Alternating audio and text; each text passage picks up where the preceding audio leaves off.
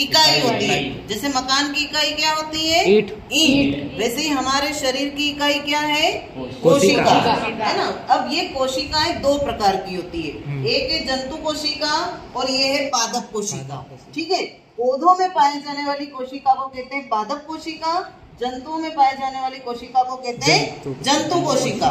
ठीक है, अब सबसे बड़ी इन दोनों में जो अंतर है वो ये है कि पादप कोशिका जो होती है इसके आसपास कोशिका भित्ति पाई जाती है और जंतु कोशिका जो होती है उसके आसपास कोशिका भित्ति नहीं होती है। इसके आसपास सेल्यूलोज की बनी कोशिका भित्ति होती है। किसकी? सेल्यूलोज की बनी हुई एक कोशिका भित्ति होती है। इसमें कोशिका भित्ति नहीं होती है। कोशिका झिल्ली दोनों में होती है, इसके आसपास भी कोशिका झिल्ली होती है और इसके आसपास भी कोशिका झिल्ली पाई जाती है। ये कोशिका झिल्ली है इसके आसपास और इसमें भी होती है। ये यहीं के बच्चों ने बनाया है, अनाज से बनवाया मैंने उनको समझाने के लिए, है ना। अब दूसरी विशेषता क्या है?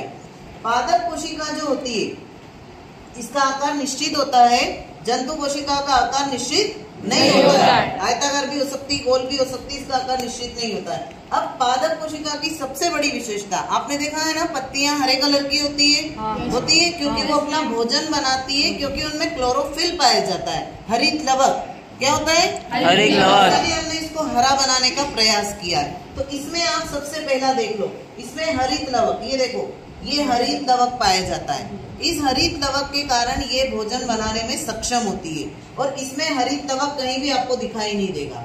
ठीक है, ये अंतर हो गया।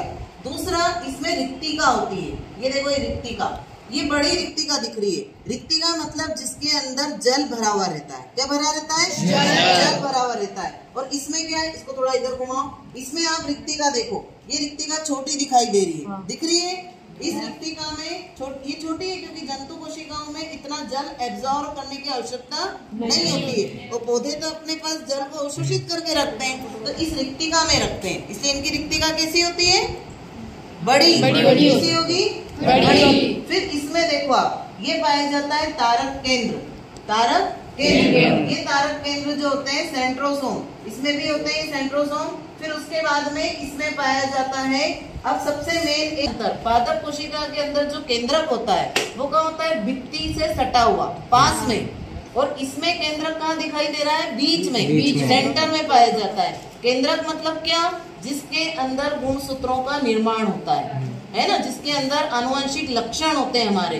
तो ये इसके अंदर भी केंद्रक है, यहाँ भी केंद्रक है, लेकिन इसका केंद्रक कहाँ है? बिल्कुल भित्ति के पास में, और इसका कहाँ है? सेंटर में। इसमें लाइसोसोम होता है जिसको कहते हैं आत्महत्या की थैली।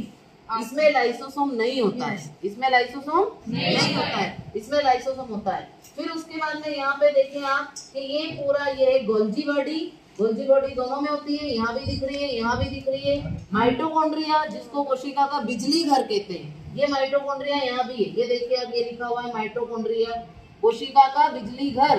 कोशिका को चलाने के लिए, चलने के लिए ऊर्जा की आवश्यकता होती है, तो ये ऊर्जा यहीं पे बनती है, इसलिए इसको ऊर्जा घर कहते हैं माइटोकॉन्ड्रिया को। एक होता है राइबोसोम। इस केंद्रक के आसपास देखो आप, पूरी आपको यहाँ पे अंतःप्रद्रवी जालिका दिखेगी और इनके ऊपर दाने के समान राइबोसोम दिखते हैं। ये राइबोसोम जमे हुए दाने के समान, इसमें भी देखो आप दाने के समान जमे होते हैं राइबोसोम। ये यहाँ लिखा हुआ है राइबोसोम, ये इसको कहते हैं प्रोटीन की फैक्ट्री। क्या कहते हैं? प्रोटीन की फैक्ट्री। तो मुख्य अंतर कितने हो गए?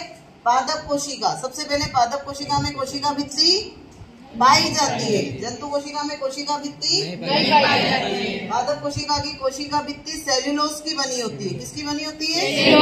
कोशिका झिल्ली पादप कोशिका में भी होती है, जंतु कोशिका में भी पाई जाती है। फिर उसके बाद में इसमें हरित लवक होता है, इसमें हरित लवक नहीं होता है क्योंकि हम भोजन नहीं बना सकते। बना सकते हैं क्या? हम परपोषी हैं और पौधे कैसे? स्वपोषी हैं, अपना भोजन स्वयं बना सकते हैं। माइटोकॉन्ड्रिया दोनों में होते हैं, गोल्जी बॉडी दोनों में होते हैं, एंडोप्लाज्मिक रेटिकुलम दोनों में होती है। फिर उसके बाद में रिक्तिका दोनों में होती है, लेकिन अंतर क्या है? इसकी रिक्तिका होती है बड़ी और जंतु कोशिका की होती है छोटी। केंद्रक दोनों में होता है, लेकिन इसका केंद्रक होता है परिधि की ओर, इसका सेंटर में होता है सेंटर में। इसमें लाइसोसोम होता है जिसको आत्महत्या की थैली कहते हैं, इसमें लाइसोसोम नहीं होता है। ये मुख्य अंतर है पादप कोशिका और जंतु कोशिका।